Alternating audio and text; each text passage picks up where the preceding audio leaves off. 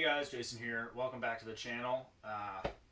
Today, doing my review of A Head Full of Ghosts by Paul Tremblay. This was the book that we read in May, and yeah, pretty good, I thought. But before we get into the review, just a quick reminder: Ghost Story by Peter Straub is the book for June. So if you haven't started reading it yet, go ahead and start. I haven't started reading it yet either, so I'm gonna have to kind of hustle through it. But I've got plenty of time. So yeah, Ghost Story. Read that, and then we'll talk about that in July. And then the book that you guys voted for July, by an overwhelming majority of the votes, it was 48% of the votes for this book, was My Heart is a Chainsaw by Stephen Graham Jones. So we will be reading this book in July, and then I will talk about it in August. So for August, I have come up with a list of kind of shorter form novella length. Basically anything less than 200 pages was kind of the criteria. And so I'll post the poll in the community tab. Go ahead and vote for what you want to read in August. But here's the list. And Then I Woke Up by Malcolm Devlin, Come Closer by Sarah Gran, Stargazers by L.P. Hernandez, Queen of Teeth by Haley Piper, and The Virgin by Wolf Rye. So yeah, I'll post that poll. Go vote for what you want to read in August. Also, I'm going to change the format a little bit of how these videos work. What I want to kind of do, instead of just me doing like a review of the book, is I want to do kind of like a live stream type thing, where I will schedule it ahead of time, and I'll post something in the community tab for you guys so you know when it's going to happen. And then we all just get on, and it's like a half-hour kind of discussion forum thing, where I can talk about what I thought, and then you guys can ask questions or whatever. Anyone who wants to come is welcome to come. I've never done anything like that, so these first couple might be a little weird, little learning experience for me, but I think it'll be a lot more like an actual discussion instead of me just reviewing a book. So look forward to that. Like I said, I will schedule the one in June for Ghost Story ahead of time, so you guys will know about it. But yeah, stay tuned for that. And without further ado, let's talk about A Head Full of Ghosts. I am gonna, spoil the ending, especially because I have a lot of questions and things to say about it, but I will let you know, fair warning, before we get to that point. So spoiler-free part right now. Basically, this book is about a family, young daughter named Mary. She's like 8, I think, ish. And then they have another daughter named Marjorie, who's like 14-ish. The older daughter is having some kind of mental health issues. Seems like kind of schizophrenia or something along those lines, and they're trying to help her out. But it gets to the point eventually where the dad, who's like kind of super religious, is convinced that she's possessed, and so they perform an exorcism on her. So it's your basic exorcism story. It follows a lot of the same kind of tropes as The Exorcist and other, novels and movies and things like that. And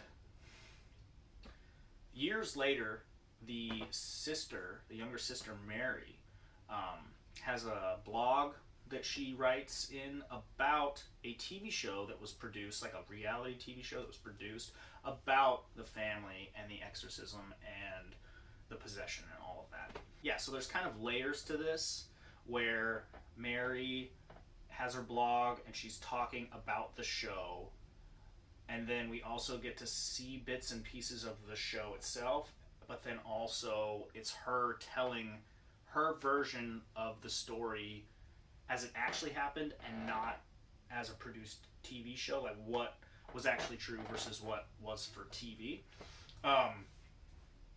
So it's really interesting to kind of get multiple perspectives on this event. That, is it true? Is it not? Was she possessed? Was she just, you know, having a lot of teenage angst, or was she schizophrenic, or what was actually going on? Who was the real kind of like bad actor in this? There's some questions as to whether the father was like kind of a bad guy and doing evil things to his family. I don't want to get into that too much yet, but yeah, so there's all this stuff that you're trying to figure out, and there's like a little bit of a mystery there. This book was awesome. I really enjoyed it. The ending was really cool and ambiguous, and I want to talk about that as well. We'll get to that here in a minute. But overall, I just thought it was great. I thought it was really, really good. This was my first Paul Tremblay novel, and I've heard about this book. It's been on my TBR for a long time. I'm glad that I finally pulled the trigger, and I'm interested in reading more of his stuff, because this was great. This was a 4-star read for me, I think. So yeah, please let me know what you guys thought of the book in the comments. If you guys enjoyed it. That's pretty much all I'll say for the spoiler-free kind of section. Now, I'm going to spoil some stuff. So, if you haven't read the book, go away. Personally, I don't think that Marjorie was possessed. I think that she was having some mental health problems, and her father, it was exacerbated by her father, and his religiosity. And then, of course, the show being produced, I think, put a lot of pressure on her to kind of play up and pretend to be possessed. This is a really interesting book because it deals with how media portrays exorcisms and how, I don't know, it plays on a lot of those tropes like The Exorcist. This book is basically The Exorcist, like as far as the format and how it all goes. But it talks a lot about, it's kind of meta in that way. It talks a lot about how the media portrays this, and how the TV show's depiction of this possession was not exactly how it actually happened. And it's also through the eyes of an 8-year-old. So she doesn't necessarily know exactly what's going on all the time, doesn't understand what's going on a lot of the time. So there's a little bit of that like unreliable narrator kind of stuff going on. You don't know exactly if what she thinks is happening is what's actually happening or not. So you kind of gotta like put the pieces together yourself. So basically, we go through this whole thing, and there's an exorcism, and it's televised, and so there's media surrounding it. They can't go to school anymore because they get made fun of and teased and blah blah blah. So there's like that whole side of it. I'm gonna get into the ending here. After the exorcism, we don't really know what happened exactly until like the very, very end. But we know that Mary is the only person in the present day, is the only person that's still alive out of her family unit. So we know that they all die somehow, right? We don't know exactly how. But we find out that her father poisons her family and kills them all, including himself, but not Mary. Or she somehow survives, right? Well, maybe that's not exactly true. We find out at the very, very end of this book, and this was the big reveal kind of thing. So Marjorie convinces Mary. Marjorie's the one that was possessed, supposedly, allegedly. Mary is the younger sister. Marjorie convinces Mary that their father is going to kill them all, and that he's got this poison that he's going to give them and kill them and all of this, because he's the one that's really possessed, right? So Marjorie and Mary come up with a plan. What they're going to do is they're going to just give a little bit of the poison to their mom and dad, and it will knock them unconscious, and then they can escape, right? This is Mary's understanding of the plan. So Marjorie has Mary make spaghetti sauce for spaghetti. They're going to have that for dinner.